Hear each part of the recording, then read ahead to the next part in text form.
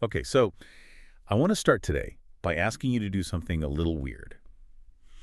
Wherever you are right now, maybe you're commuting, maybe you're at the gym, or just, washing dishes. Just stop for a second. Look at the closest object to you. I don't know, maybe it's a steering wheel or a coffee mug. Now ask yourself this.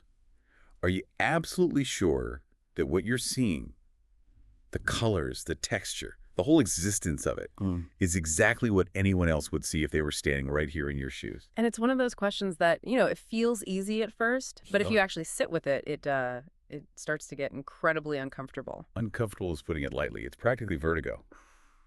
Welcome back to the deep dive. We are shifting gears a bit today. Usually we're digging into like a stack of articles about tech or history. But today, our source is, well, it's deceptively small. It's a text titled The Consensus of Billion Realities. Yeah, and we should clarify for everyone listening, this isn't some 50-page white paper. There are no charts or graphs. It's more like a series of interconnected propositions. It reads almost like a logic puzzle, or maybe a piece of software code that's designed to crash your operating system. Crash your operating system is a great way to put it. Because the mission for this deep dive isn't to learn a new skill or a fact. It's to take these few lines of text and see if we can handle the philosophical weight they're asking us to carry. The text basically says that reality might not be this hard, fixed stage we're all acting on. It suggests reality is something much more fluid and, frankly, much scarier. It really challenges the idea that reality is a noun. It almost argues that reality is a verb. It's an action that we are constantly performing. I have to admit, when I first read this, my knee-jerk reaction was to roll my eyes a little. It felt a bit dorm room philosophy, Yeah. Like, whoa, man, what if my hands aren't real? But the more I sat with it, the more I realized it's actually talking about something very, very practical in how we deal with other people. That's the trick of it. It starts out so abstract, but it ends up explaining why human conflict is just so intractable. It forces us to question the very bedrock of connection. I mean, if I can't even trust that you see the world the way I do, how can we ever truly meet? So let's look at the first proposition. The text opens with this: if everyone experiences reality differently. Hmm. Now, hold on. I feel like we need to pause there. Because on the surface, that feels almost like a cliche. Everyone has their own perspective. We know this. My wife hates cilantro. I love it. Yeah. We experience that reality differently. Is the text just restating the obvious? I don't think so. I think we need to make a distinction between opinion and the raw experience. What you're talking about is taste. This text is talking about the raw data stream. Okay, distinguish those for me. Well, just think about the biology for a second. Your brain is locked in a dark, silent vault of bone. It has no windows. It never actually sees daylight. The only thing it gets are these little electrical sparks from your optic nerve or your eardrum. It takes those sparks and No. it constructs a 3D image of the world. So my brain is basically hallucinating a world based on very limited data. In a way, yes. And because your sensory machinery is unique, your genetics, the density of your photoreceptors, your past neural pathways, the hallucination you are building is completely unique to you. The classic example in philosophy is the inverted spectrum. Is my red, your red thing? But it is, yeah. But let's take it seriously for a second. We both agree to call a stop sign red. But there is literally no way for me to jump inside your consciousness and verify that the color you're experiencing isn't what I would call green. We have the same vocabulary, but we might have completely different internal worlds. But does that really matter? I mean, if we both stop at the stop sign, who cares if my red is your green? The function is the same. Functionally, sure, we survive. But the text says, if everyone experiences reality differently, it implies this profound isolation. If your internal rendering of the entire universe is unique to you, then you are, in a very real sense, living in solitary confinement. You are the only person who has ever been to your version of Earth. That's a lot darker than I expected. It makes connection feel like a lie, like we're just shouting across a chasm but never actually touching. And that's exactly the anxiety the text wants to provoke. We just assume we are sharing a world, but biologically and philosophically, we are trapped behind the lens of our own perception. Okay, but I'm going to push back. I'm going to be the skeptic today. I'm sitting here, I'm holding this microphone, it has weight, it's cold. If I drop it on my foot, it's going to hurt. That pain isn't an interpretation. That pain is real. Doesn't that prove there is a hard, objective reality, regardless of my internal rendering? You've just walked right into the next line of the text. After suggesting we all experience things differently, it asks, is there a real one? And I say yes. The microphone is the real one. What you're doing there is something called the appeal to the stone. It comes from Dr. Samuel Johnson. There was this philosopher, Bishop Berkeley, who had a theory that matter doesn't really exist, only perception does. And Johnson just kicked a large stone and said, I refute it thus. Basically saying, it hurts, so it's real. I'm with Johnson. The stone is real. But is it? Let's look at the physics for a second. You say the stone is solid, but we know that atoms are mostly empty space. The only reason your foot doesn't just pass straight through the stone is the electromagnetic repulsion between the electron clouds. You didn't actually touch the stone. You just interacted with a force field. Okay, sure. On a quantum level, it's weird. But the pain is real. But where is the pain? The pain isn't in the stone. The pain is a signal in your brain. A phantom limb patient feels pain in a foot that doesn't even exist.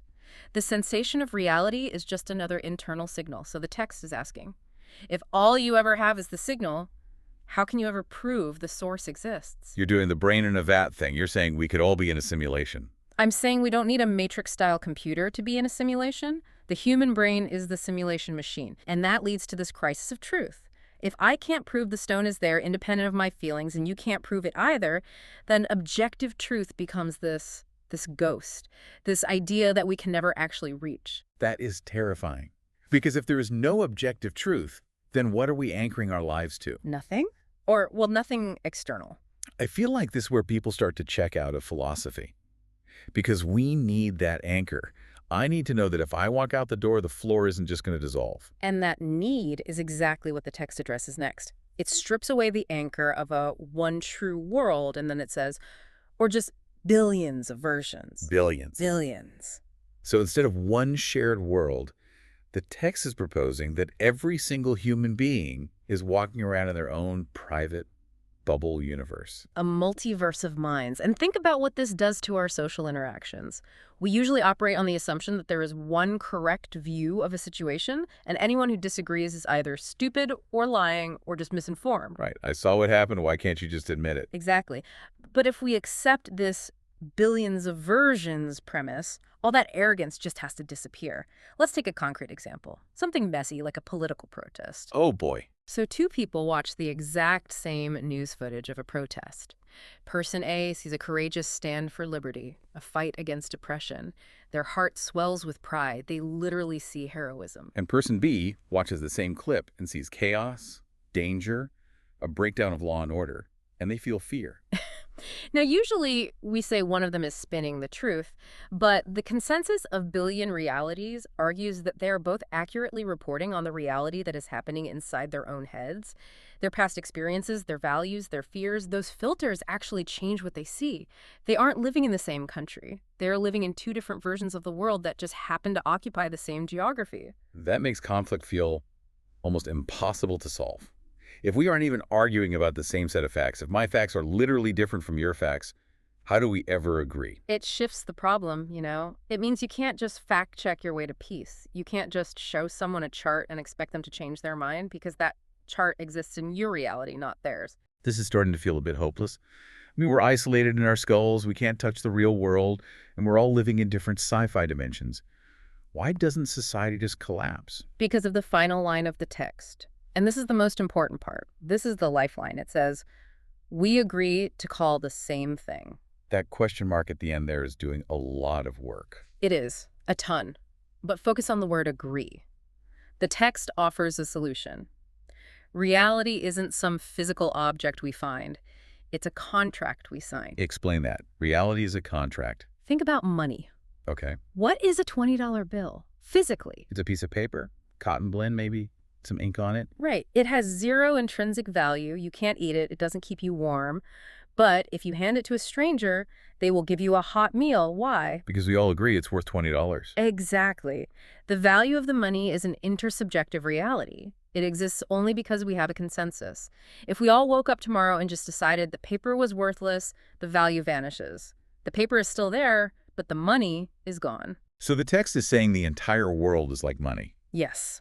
And not just the economy, but everything. Borders are just imaginary lines we agree to respect.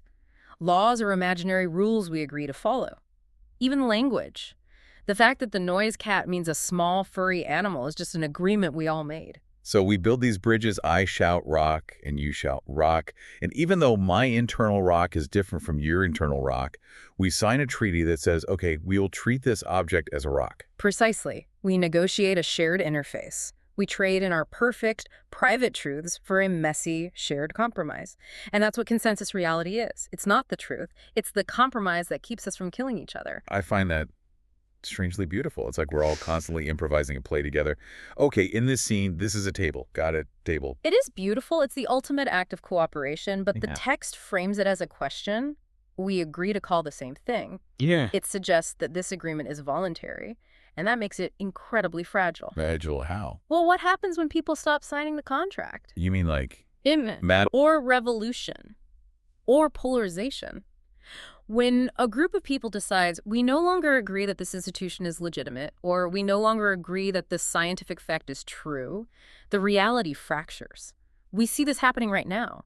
People aren't just disagreeing on policy, they are opting out of the shared consensus entirely. It feels like the glue is drying out. And that's the danger. The text is a warning. It's saying, look, this world you think is so solid, it's actually held together by handshake, deals, and faith. If we stop doing the work of agreeing, if we stop trying to understand the other person's version of reality, the whole thing just evaporates. So empathy isn't just a nice thing to have. It's literally the structural engineering that keeps the world from falling apart. I'd go further. Empathy is the only thing that allows the world to exist at all. Without it, we revert back to those billions of solitary confinement cells. Empathy is the act of visiting someone else's universe and just saying, I see what you see and I validate it. Even if you don't agree with it. You don't have to agree with their conclusions, but you have to agree that their experience is real to them. You have to sign the treaty that says you exist and your perspective is valid. Once you do that, you're back in the same shared reality. Then you can actually talk. That is a massive shift in mindset. It's not about facing reality like it's a firing squad. It's about creating reality with the people around you. We are co-authors. Every single conversation you have is a writer's room session where you decide what the next page of the world looks like. I want to circle back to where we started, the subjective split. We began with this idea that we're completely alone, but we've landed on the idea that we are only real when we are together. That's the paradox. We are biologically isolated, but we are socially connected. The only way to escape the loneliness of the inverted spectrum of not knowing if my red is your red is to trust. I have to trust that when you say, I love you, or I'm in pain, or look at that sunset, that you are experiencing something that matters. I can't prove it. I just have to believe it. It's a leap of faith. Reality is a leap of faith. Man, this was supposed to be a short deep dive, but my brain feels like it just ran a marathon. We've gone from, neurobiology to quantum physics to sociology. That's what happens when you pull on that one thread of existence. The whole sweater comes undone. I'm going to be looking at stop signs very differently on my way home. Is it red? Is it green? Does it even exist? Just, stop for it anyway. That's the agreement. I will sign that contract. Before we go, though, I want to leave the listener with one last thought. We've talked a lot about the danger of the agreement breaking, how society crumbles if we stop agreeing. But there's a flip side to that. Right. Because sometimes the consensus is wrong. History is full of times when everyone agreed on something awful like the earth being flat or slavery being acceptable, and it took someone breaking the contract to change it. That's the tension. You need the consensus to survive, but you need the outliers to progress. So here's the question for you to mull over today. If reality is just an agreement we all make, what happens when you decide to break the contract?